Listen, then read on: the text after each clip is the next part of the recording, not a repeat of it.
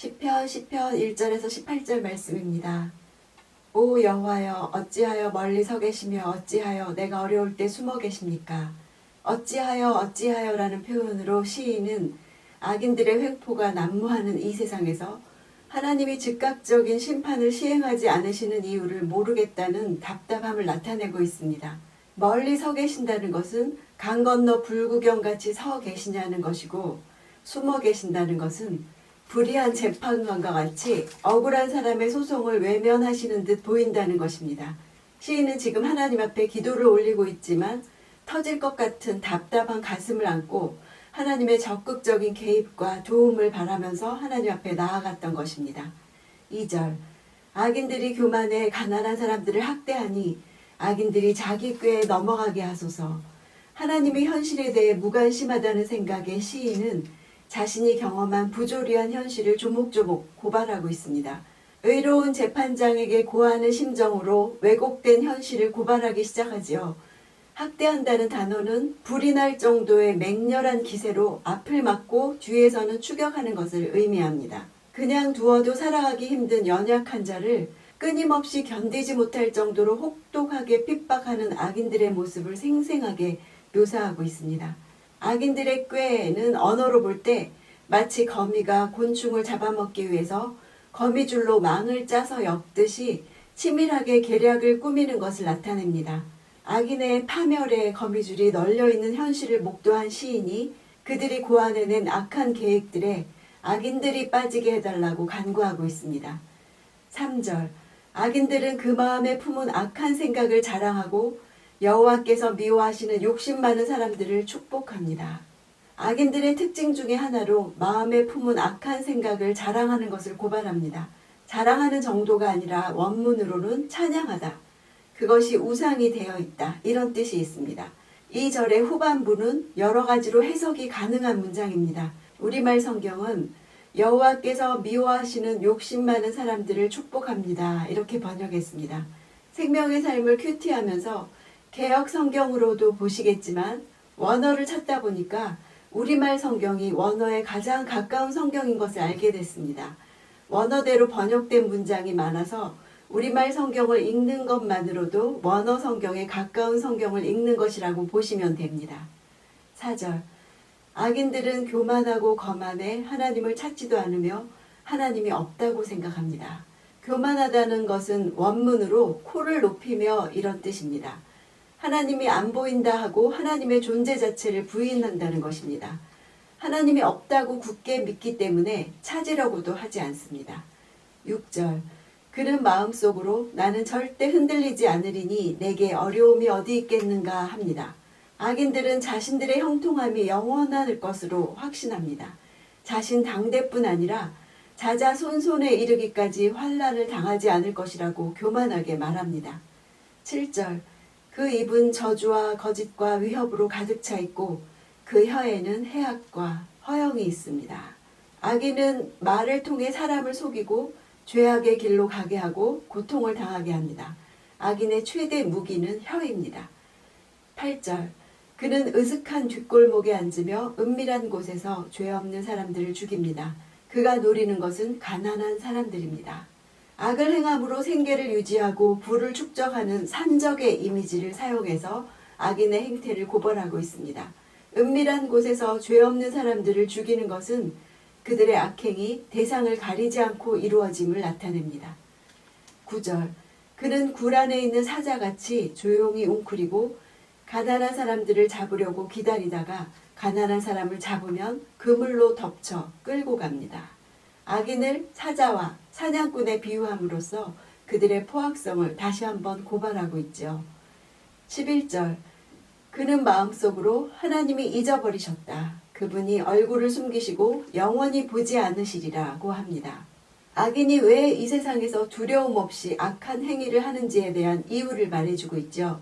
하나님이 잊으셨다가 9편, 10편의 주제입니다.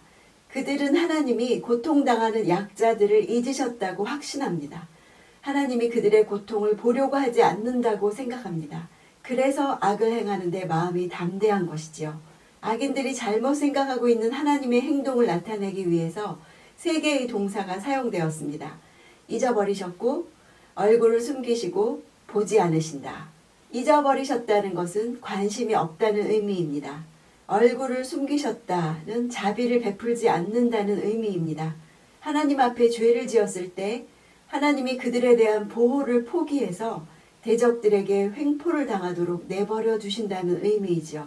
영원히 보지 않는다는 악인들이 이러한 상태가 계속 지속되리라 생각했음을 보여줍니다.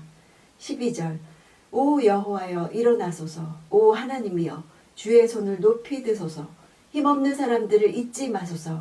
악인들이 하나님이 약자들을 잊어버렸다고 확신하기 때문에 시인은 일어나시라고 하나님께 호소하고 있습니다. 13절 어째서 악인들이 하나님을 모독하게 내버려 두십니까?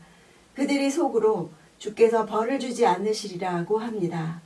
1절에 이어 반복되는 단어 어째서는 여전히 응답이 없다는 것을 말해주죠. 악인들이 하는 말에 응답하지 않는 하나님께 답답함을 호소하고 있습니다. 14절 그러나 주께서는 그것을 보셨습니다.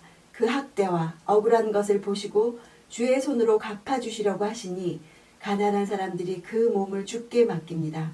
주께서는 고아들을 도와주시는 분입니다. 보셨다는 두 단어는 각각 완료 시제와 미완료 시제로 되어 있습니다. 이것은 주께서 이미 보셨을 뿐만 아니라 지금도 보고 계시다는 사실을 강조합니다. 하나님은 이미 주의 깊게 지속적으로 바라보고 계신다는 사실은 시인의 단순한 희망사항이 아니라 현실입니다. 고아들을 도와주시는 분이라는 문장도 시제를 살려서 번역하면 도와오셨던 분 이런 의미가 됩니다. 15절 악인들과 악을 행하는 사람들의 팔을 부러뜨리소서 모두 없어질 때까지 그 악함을 들춰내소서. 팔을 부러뜨린다는 것은 세력이 꺾이게 해달라는 뜻입니다. 없어질 때까지 라는 말을 직역하면 당신이 찾을 수 없기까지입니다. 하나님을 찾지도 않는 그들을 같은 단어를 써서 하나님께서 다 찾아서 없애달라고 간구하는 것입니다. 16절 여호와께서는 영원토록 왕이 되시리니 이방 민족들이 그 땅에서 사라질 것입니다. 여호와께서 왕이시라는 사실은 마치 악인이 이 세상의 왕처럼 보이는 왜곡된 현실이 결코 영원하지 않고 잠시 잠깐으로 끝난다는 사실을 말합니다. 17절 여호와여 주께서는 힘없는 사람들의 소원을 들으셨습니다. 주께서 그들을 위로해 주시고 그 울부짖음에 귀 기울이시오. 외형적으로는 악인이 더 활개를 치면서 죄악이 방관되는 것처럼 보이는 현실 가운데서 주께서는 억압받는 자들의 소원을 이미 들으신 것으로 묘사하고 있습니다. 위로해 주신다는 것은 기도의 응답이 현실로 이루어지기 전에 미리 마음의 확신으로 다가옴을 보여줍니다. 따라서 하나님의 공의로우심과 사랑에 대해 확신을 가진 자들은 현실적으로 기도가 응답되기 전에 이미 마음에서 평안을 맛볼 수 있습니다. 18절 고아들과 억압당하는 사람들의 변호를 맡아주실 것입니다. 그러면 세상에 다시는 억압당하는 사람이 없을 것입니다. 왜곡된 현실에도 불구하고 행동하지 않으시는 하나님에 대해 불평하는 것으로 본서를 시작한 시인은 이제 하나님의 심판과 악인의 멸망을 확신하면서 마무리 짓고 있습니다. 이 시는 악인이 형통하며 의인이 억압받는 부조리한 현실을 탄식하는 비탄시입니다. 시인은 그런 현실에 대해서 절망하지 않고 오히려 이런 현실을 적나라하게 하나님 앞에 고발하면서 모든 문제를 바로잡아 주실 것을 요청합니다.